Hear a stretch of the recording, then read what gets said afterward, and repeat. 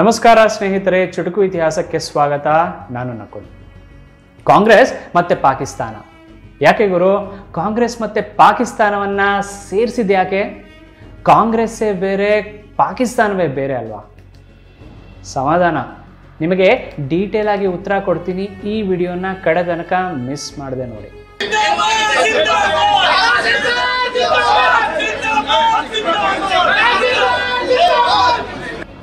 ನಮ್ಮ ನಾಸಿರ್ ಸಾಬ್ರು ಗೆದ್ದಾಗ ಭಾರತಕ್ಕೆ ಜೈಕಾರ ಹಾಕಿಲ್ಲ ಸ್ವಾಮಿ, ಪಾಕಿಸ್ತಾನ ಜಿಂದಾಬಾದ್ ಅಂದ್ರು.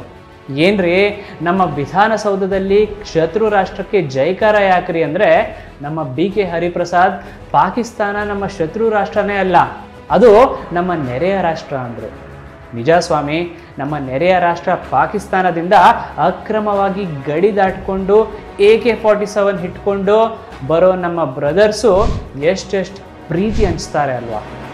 ಅಲ್ಲ ರೀ, ಅವರು ಪ್ರೀತಿ ಹಂಚೋಕೆ ಬರೋಲ್ಲ, ಕೊಲ್ಲೋಕೆ ಬರೋದು. ಪಾಕಿಸ್ತಾನದ ನಮ್ಮ ನೆರೆಯ ರಾಷ್ಟ್ರದ ಜೊತೆ ನಮ್ಮ ಶತ್ರು ರಾಷ್ಟ್ರ ಅಂದ್ರೆ, I said Pakistan is our neighbor state. It may be enemy state for Bharatiya Janata Party. ನಮ್ಮ ಪ್ರಿಯಾಂಕಾ ಖರ್ಗೆ ಅಯ್ಯಯ್ಯೋ, ನಮ್ಮ ಭಾರತದ ಮುಸಲ್ಮಾನ ಬ್ರದರ್ಸು ಪಾಕಿಸ್ತಾನಕ್ಕೆ ಜೈಕಾರ ಹಾಕೋದಾ? ಚಾನ್ಸೇ ಇಲ್ಲ ಅಂದ್ರು.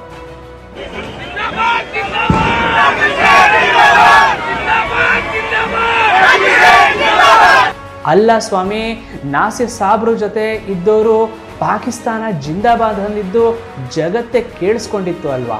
ನಿಮಗೆ ಬೇರೆ ಏನಾದರೂ ಕೇಳಿಸ್ತಾ? ಅದಕ್ಕೆ ನಮ್ಮ ಪ್ರಿಯಾಂಕಾ ಖರ್ಗೆ ಭಾಳ ಕ್ಲಿಯರ್ ಆಗಿ ನಾಸಿರ್ ಹುಸೇನ್ ಜಿಂದಾಬಾದ್, ಸೈಯದ್ ಸಾಬ್ ಜಿಂದಾಬಾದ್ ಅಂತ ಹೇಳೋದು ಕೇಳಿಸ್ತಾ ಇದೆ. ನಾವು ಕೂಡ ಭಾಳ ಜವಾಬ್ದಾರಿಯಾಗಿ ಒಬ್ಬ ಪಕ್ಷದ ಸಂವಹನ ಅಧ್ಯಕ್ಷನಾಗಿ ಆ ಆಡಿಯೋ ಬಂದಾಗ ಹಲವಾರು ಮೀಡಿಯಾದ ವಿಡಿಯೋ ಫುಟೇಜು, ಆಡಿಯೋ ಫುಟೇಜು, ರಾ ಫುಟೇಜು ತಗೊಂಡು ಖಾಸಗಿಯಾಗಿ ನಾವು ಆಡಿಯೋ ಫೊರೆನ್ಸಿಕ್ ಮಾಡಾದ್ಮೇಲೆ ನಾವು ನಮ್ಮ ಪಕ್ಷದ ನಿಲುವನ್ನು ಹಾಕಿದ್ದೀವಿ. ಸ್ಪಷ್ಟವಾಗಿ ಅಲ್ಲಿ ಯಾವುದೇ ರೀತಿಯಾದಂಗೆ ಪಾಕಿಸ್ತಾನ ಪರ ಘೋಷಣೆ ಕೂಗಿಲ್ಲ. ಅದು ಅಧಿಕೃತವಾಗಿ ಸರ್ಕಾರದಿಂದನೂ FSL ರಿಪೋರ್ಟ್ ಬರುತ್ತೆ. ಅಲ್ಲ ರೀ, ಅವರು ನಾಸಿರ್ ಸಾಬ್ ಜಿಂದಾಬಾದ್ ಅಂದಿದ್ದು. ಬೇಕಿದ್ರೆ ನಮ್ಮ ಲಕ್ಷ್ಮಿ ಹೆಬ್ಬಾಳ್ಕರ್ನೇ ಕೇಳಿ. ಅದು ಏನು ಹೇಳ್ತಾ ಇದ್ರು ಅವರು, ನಾಸಿರ್ ಸಾಬ್ ಜಿಂದಾಬಾದ್ ಅಂತ ಹೇಳ್ತಾ ಇದ್ದಾರೆ. ನಾಸಿರ್ ಸಾಬ್ ಜಿಂದಾಬಾದ್ ಅನ್ನೋದನ್ನ ನೀವು ಪಾಕಿಸ್ತಾನ್ ಜಿಂದಾಬಾದ್ ಅಂತಂದರೆ ಎಲ್ಲಾದರೂ ಅರ್ಥ ಇದೆಯಾ? ಹಾಂ, ನೀವೇ ವಿಚಾರ ಮಾಡಿ. ನಾನು 10 ಸಾರಿ ಕೇಳಿದ್ದೀನಿ ಅದನ್ನು. ನಾಸಿರ್ ಸಾಬ್ ಅಂತ ಹೇಳ್ತಾರೆ. ಅದನ್ನು ಪಾಕಿಸ್ತಾನ ಅನ್ನೋದು ಈ ನೆಲದ ಅನ್ನ ಊಟ ಮಾಡ್ತೀವಿ ನಾವು. ನಾನು 10 ಸಾರಿ ಕೇಳಿದ್ದೀನಿ, ನಿನ್ನೆ ರಾತ್ರಿ ಕೂಡ ಕೇಳಿದ್ದೀನಿ, ಇವತ್ತೂ ಕೂಡ ಕೇಳಿದ್ದೀನಿ. ನಾಸಿರ್ ಸಾಬ್ ಅಂತ ಇಲ್ಲಿ ಶಕ್ತಿ ಇದರಲ್ಲಿ ನಿಂತ್ಕೊಂಡು ಆ ರೀತಿ ಮಾತನಾಡಲಿಕ್ಕೆ ಸಾಧ್ಯ ಇದೆಯಾ? ಯಾರೇ ಇರಲಿ ರೀ, ಅದು ನಮ್ಮವರೇ ಇರಲಿ, ಬೇರೆಯವರೇ ಇರಲಿ, ಈ ರೀತಿ ಹೇಳಿಕೆನ ನಾನು ಖಂಡಿಸ್ತೀನಿ. ಬಟ್ ಆ ರೀತಿ ಅವ್ರು ಹೇಳಲ್ಲ. ನಾನು 10 ಸಾರಿ ಅಲ್ಲ, ಇನ್ನೂ ಒಮ್ಮೆ ಹೇಳ್ತೀನಿ ನಿಮಗೆ. ನಾಸಿರ್ ಸಾಬ್ ಜಿಂದಾಬಾದ್ ಅಂತ ಹೇಳ್ತಾರೆ. ಸೊ ನಾನು ಕೇಳಿಸ್ಕೊಂಡಿದ್ದೀನಿ ಅಂತ ಈಗಲೂ ಕೂಡ ನಾನು ಅದನ್ನು ಹೇಳ್ತೀನಿ. ಬಟ್ ನೀವೀಗ ಹೇಳ್ತಾ ಇದ್ದೀರಾ ಅರೆಸ್ಟ್ ಆಗಿದ್ದಾರಂತೆ. ನಾನು ಹೋಮ್ ಮಿನಿಸ್ಟರ್ ಹತ್ರ ಮಾತನಾಡಿ ನಾನು ಏನಾದರೂ ರಿಯಾಕ್ಟ್ ಅದು ಸಾಲಲ್ವಾ? ನಮ್ಮ ಚೆಲುವರಾಯ ಸ್ವಾಮಿ ಕೇಳಿ.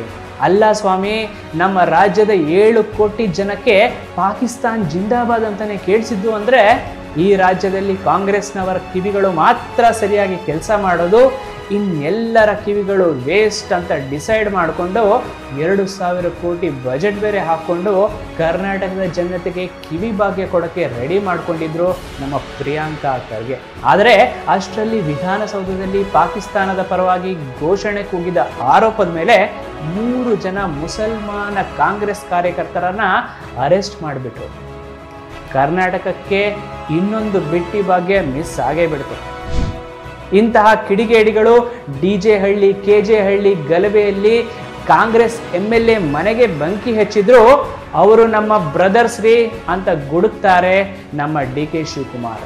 ಬರೀ ಮುಸಲ್ಮಾನರ ಹೆಸರನ್ನ ಓದ್ತಾ ಇದಾರಲ್ಲ, ನನ್ನ ಬ್ರದರ್ಸ್ ಅವರು, ದೇ ಆರ್ ಮೈ ಬ್ರದರ್ಸ್. ಇದೇ ಒಬ್ಬ ಬ್ರದರ್ ಮಂಗಳೂರಿನಲ್ಲಿ ಕುಕ್ಕರ್ನಲ್ಲಿ ಬಾಂಬ್ ಇಟ್ಕೊಂಡು ಆಟೋದಲ್ಲಿ ಹೋಗ್ತಾ ಇರೋ ಟೈಮ್ನಲ್ಲಿ ಬ್ಲಾಸ್ಟ್ ಆದಾಗ ಪಾಪ ಅವನು ಭಯೋತ್ಪಾದಕನೇ ಅಲ್ಲ ರೀ ಅಂದಿದ್ರು ನಮ್ಮ ಕಾಂಗ್ರೆಸ್ನವರು. ಮೊನ್ನೆ ರಾಮೇಶ್ವರಂ ಕೆಫೆನಲ್ಲಿ ಆದ ಬ್ಲಾಸ್ಟ್ ಮೊದಲು ಗ್ಯಾಸ್ ಸಿಲಿಂಡರ್ ಬ್ಲಾಸ್ಟ್ ಅಂತ ಕತೆ ಕಟ್ಟಿ ನಂತರ ಇದು ಹೊಟ್ಟೆ ಊರಿಗೆ ನಡೆದ ಕೃತ್ಯ ಅನ್ನೋ ಸುದ್ದಿ ಹರಿಬಿಡಲಾಯಿತು. ಯಾರು ಮಾಡಿದ್ದಾರೆ, ಏನು ಬಿಸ್ನೆಸ್ ಬೇಕು ಅಂತ ಮಾಡಿದಾರ,